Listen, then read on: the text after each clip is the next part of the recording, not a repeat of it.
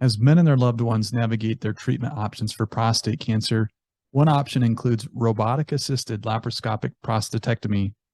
Robotics has significantly transformed the way we surgically are able to treat prostate cancer over the last 20 years.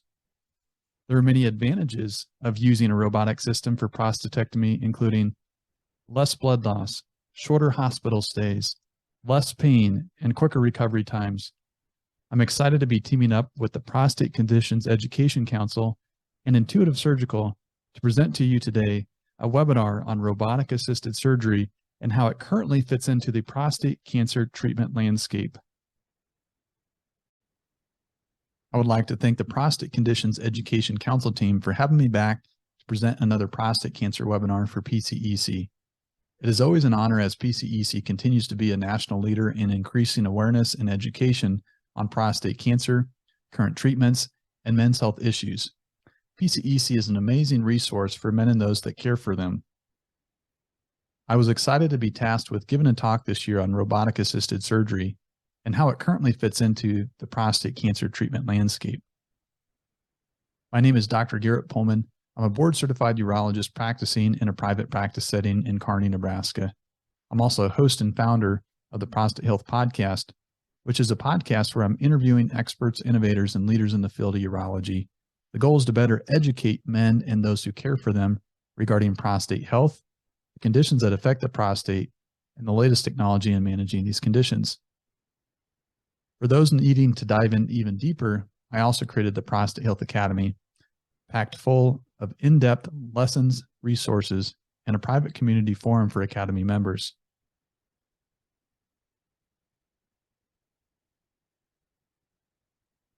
I would also like to recognize Intuitive Surgical, who is sponsoring the presentation today. Intuitive has been a global technology leader in minimally invasive care and the pioneer of robotic-assisted surgery. They develop, manufacture, and market robotic products designed to improve clinical outcomes of patients through minimally invasive surgery, most notably with the VINCI surgical system. Thanks again to Intuitive for all that you do.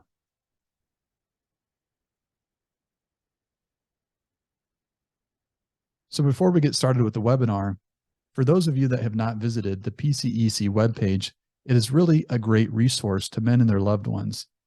On the PCEC website, you will find numerous resources, including but not limited to easy-to-use health event and screening finder tool, where you can simply type in your location and find the nearest free prostate cancer screening and men's health testing events. There's excellent information no matter what stage you're at in your prostate cancer journey. They also have an excellent section on prostate cancer markers. And you can also view past webinar archives like the one today on the site as well.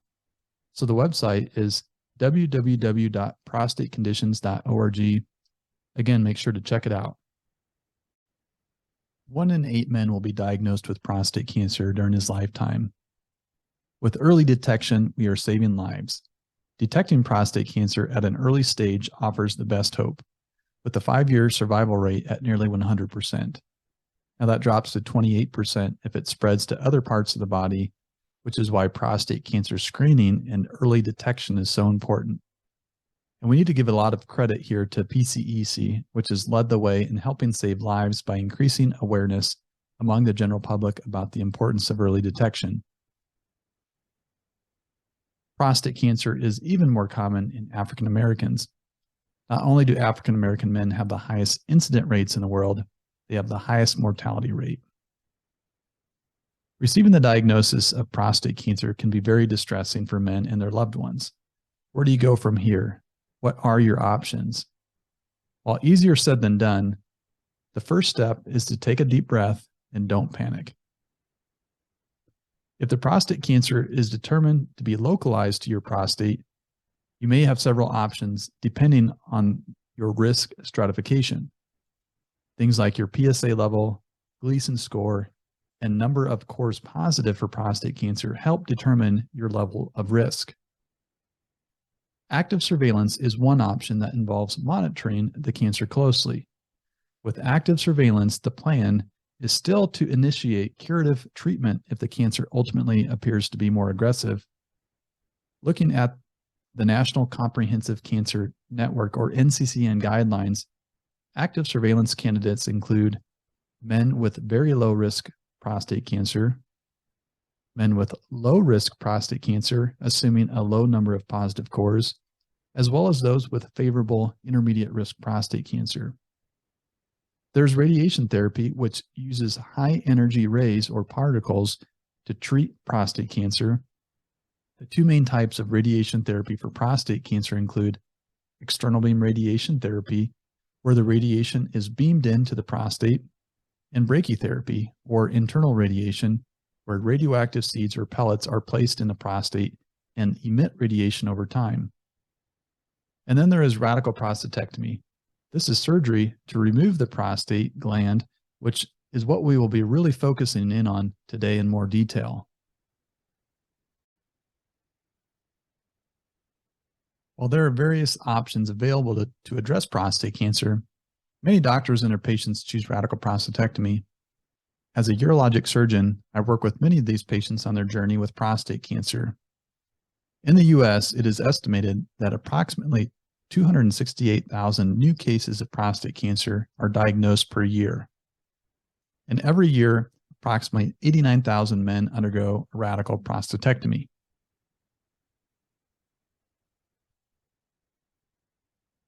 So with the radical prostatectomy, again, this is surgery to remove the entire prostate gland and seminal vesicles.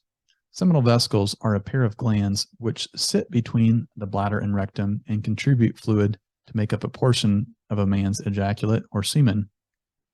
During radical prostatectomy, it is often recommended by your urologist to sample some of the surrounding lymph nodes adjacent to the prostate, also known as a lymph node dissection. So who is a candidate for radical prostatectomy? First of all, one must be diagnosed initially with prostate cancer. I've had many men come to me and say, hey, can I just have my prostate removed so I don't have to worry about getting prostate cancer? Well, unfortunately, it's not that simple, as there can be several risks of radical prostate removal that we will get into in just a bit. So candidates for a radical prostatectomy are those with prostate cancer that is confined to the prostate. Typically those who still have good overall health and have an overall life expectancy of 5 to 10 years or more. There are several different techniques for radical prostatectomy, with the most common method currently the robotic-assisted laparoscopic prostatectomy.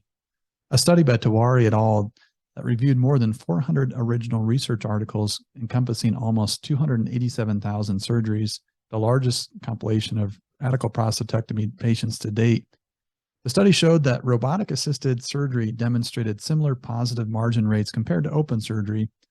A number of other studies comparing robotic-assisted radical prostatectomies to open surgery and to laparoscopic surgery show similar positive surgical margin rates. Additionally, it evaluated perioperative and intraoperative outcomes. The review concluded that robotic-assisted radical prostatectomy shortened hospital stays, resulted in fewer transfusions, and fewer perioperative complications and reoperations compared to open and laparoscopic surgery. Total intraoperative complication rates and mortality rates were low for all surgical modalities, suggesting that radical prostatectomy is a safe procedure. It's important to note that individual patient outcomes may depend on a number of factors, including but not limited to patient characteristics, disease characteristics, and surgeon experience. The first documented use of a robotic-assisted surgical procedure occurred in 1985. This was the Puma 560 robotic surgical arm, which was used for a delicate neurosurgical biopsy, a non-laparoscopic surgery. This then led to the first laparoscopic procedure involving a robotic system, cholecystectomy or gallbladder removal in 1987. The following year, the same Puma system was used to perform a transurethral resection of the prostate, or TURP, for benign prostatic hyperplasia, or BPH. In 1990, the ASOP system produced by Computer Motion became the first system approved by the FDA for its endoscopic surgical procedure. In 2000, The DaVinci surgical system was the first robotic system approved by the FDA for laparoscopic surgery and was an all-encompassing system of surgical instruments and camera with a 3D magnification screen, which allows the surgeon to view the operative area with the clarity of high resolution. The 1 centimeter in diameter surgical arms represented a significant advancement in robotic surgery from the earlier large-armed systems. The endo-wrist features of the operating arms precisely replicate the skilled motions of the surgeon at the controls, improving accuracy in small operating spaces. The DaVinci surgical system consists of 3 major components. The console is where I sit and control the instruments while viewing the patient's anatomy with high-definition 3D. The patient side cart, positioned next to the patient, holds the camera and instruments that I control from the console, and the vision cart enables communication between the components and supports the 3D high-definition system. The initial DaVinci robotic model only had 3 robotic arms, 1 arm utilized for the camera and the other 2 to use for instruments. Over the last 20 years, there have been a series of newer generations released, all of which have 4 robotic arms. I have personally performed surgery on 4 different generations of DaVinci models. I feel that adding the 4th arm was a nice improvement. Now, being able to use the 4th arm to help retract while the other 2 arms act as the surgeon's hands. There's also a dual console version, which has been widely adopted at many training institutions. With traditional robotic surgery, one of the surgeons is seated at the console while the other surgeon is at the bedside. Verbal communication takes place, but if a demonstration at the console is warranted, as new surgeons are learning, the surgeons would need to temporarily halt the procedure and change places. With the dual console system, sitting side by side, the surgeons can control the robotic arms with the touch of a button. Many of the new versions are also equipped with virtual simulator software, which is helping minimize the steep learning curve associated with many of the complex procedures performed robotically. While I was in training, we also set up multiple skills labs that were put on where we could practice basic tasks such as moving objects and suturing using the robotic system. So again, the most common surgical method being utilized for radical prostatectomy is robotic prostatectomy. This involves 5 to 6 small incisions which are made in the mid to lower abdomen. A camera, also called a laparoscope, gives a magnified high-definition 3-dimensional view for the surgeon. As I'd mentioned before, the surgeon sits at a console and uses precise, tiny instruments which are attached to a computer-assisted mechanical device, the DaVinci robotic platform, to perform the surgery. When counseling patients, I often explain that I'm not just hooking you up to the robot, then heading off for coffee. As the surgeon, I'm actually controlling the instruments and performing the surgery, but using the robotic platform to help assist me in performing the surgery. Some of the advantages of robotic prostatectomy over the traditional open approach include less pain, less blood loss, as well as quicker recovery time. There's not typically any major difference in cancer control, urinary control rates, and sexual function outcomes comparing the robotic to the open surgical approach. As far as what to expect, the typical hospital stay is usually 1 overnight stay, with most men going home the following day after surgery. Your surgeon may have particular requirements that must be met before being discharged from the hospital. For me, prior to discharge, I usually prefer that your pain is well controlled, tolerating diet, walking around, the catheter is draining well, and that you're passing gas. But I typically don't require a bowel movement prior to discharge home. If all these criteria are met, there's a pretty high probability that once you go home, you're going to stay home and not have to come back to the emergency room shortly after discharge. A urinary catheter is placed in surgery while you're under anesthesia. The catheter drains urine from the bladder to a drainage bag. This catheter is typically removed in 7 to 10 days at the clinic during your first postoperative visit. As far as lifting restrictions, typically there's no heavy lifting advised during the first 4 weeks after surgery. We encourage early walking immediately after surgery, which can also help wake up the bowels following the procedure. A pelvic lymph node dissection may also be recommended to remove lymph nodes in your pelvis at the time of prostate removal. Based on NCCN guidelines, it is recommended if there is greater than or equal to a 2% probability of lymph node involvement with cancer to perform the lymph node dissection. Some of the risks of a pelvic lymph node dissection include cyst formation containing lymph fluid, also known as a lymphocele, as well as possible injury to nearby blood vessels and nerves, such as the obturator nerve, which is responsible for some leg movements as well as sensation. There are two potential side effects many men are concerned about with radical prostatectomy that can affect quality of life. The first is urinary control issues or urinary incontinence, and the second is erectile dysfunction or having difficulty obtaining erections following surgery. Some of the other risks of radical prostatectomy may include, but not necessarily limited to, bleeding, infection, injury to nearby organs or structures, and scar tissue formation at the urethra and bladder. When counseling men and their loved ones about urinary control after prostatectomy, most men will see ongoing continued improvement during the first 3 months after surgery, but this may continue to improve even up to 1 year after surgery. This progression may vary, but most men will have to wear several pads per day for urine leakage, and some men will get down to minimal leakage as quickly as 2 to 4 weeks out from surgery. The overall success rate, defined as getting down to 0 to 1 pads per day, is 86 to 97% at 1 year out from surgery. Now, as we approach the end of our webinar today, I wanted to conclude with a few slides regarding sexual function. There are nerve bundles on both sides of the prostate, which are needed for natural erections. These nerves are essentially stuck to the prostate capsule.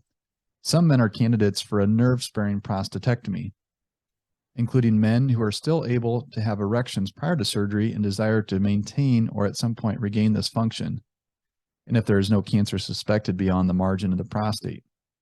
With a nerve-sparing prostatectomy, it is designed to protect and preserve the network of blood vessels and nerves. In some cases, the urologist is able to spare nerves on both sides of the prostate. In others, the tumor may be too close to one set of nerves that they have to sacrifice the nerves in that area to make sure they get all the cancer out. Men who undergo a nerve-sparing prostatectomy are more likely to recover their erectile function, but there are no guarantees. Younger men are typically more likely to have recovery of sexual function compared to older men or men that are already having difficulty with erectile dysfunction going into surgery. This recovery may range anywhere from 3 to 36 months. The overall reported success rate in recovery ranges anywhere from 30 to 70%, and higher success is reported when both nerve bundles are saved, also called bilateral nerve sparing. One option to potentially help speed up the recovery process is utilizing a penile rehabilitation program. This may involve starting an ED medication such as daily Cialis at 5 milligrams starting 2 weeks prior to surgery. Citrulline also has been used in conjunction with the ED medication prior to surgery, which is a naturally occurring amino acid. After surgery, the same regimen is continued. In addition to the oral medications, if not getting erections yet, a vacuum erection device or a VED can be used starting 1 month after surgery to help start getting blood flow into the penis. Penile injections, also called intracavernosal injection, can be utilized especially for those still having issues if no success with pills and the VED. One of the more common injections used is called Trimix, which is a mixture of 3 drugs, ventolamine, papaverin, and alprostadil, and the urologist will typically teach the patient initially in how to perform the injection. Then the patient can ultimately start performing these injections at home as needed prior to intercourse. Now that concludes our webinar today on the role of robotic-assisted surgery in your prostate cancer journey. I would welcome you all to check out the Prostate Health Podcast. We really have had an all-star cast of guests so far, with many episodes which would be applicable to many of the PCEC followers. To make sure you don't miss an episode, you can subscribe to the show through the podcast app on your iPhone or Android device, We're also on Spotify and pretty much most outlets that host podcasts. You can also find episodes at the prostatehealthpodcast.com. There's also a link on the PCEC website. And lastly, I'm excited to announce that the Prostate Health Academy has just recently launched. The Academy has multiple features, including bonus content from the Prostate Health Podcast. A critical component of the Academy is providing a private community forum moderated by myself, where you can connect with like-minded individuals within the group. There are also comprehensive lessons covering information on prostate cancer, VPH, and prostatitis. I've also included essential information on prostate, diet, and exercise. Those interested can simply sign up at prostatehealthacademy.com to sign up and begin taking advantage of the Academy. So I appreciate your attention. I know that was a lot to pack in. I want to again thank the team at the Prostate Conditions Education Council for inviting me on today to speak. If you're active on social media, make sure to like and follow PCEC on both Facebook and Twitter to stay up on the latest from PCEC. Also, a special thanks again to Intuitive Surgical for sponsoring the presentation.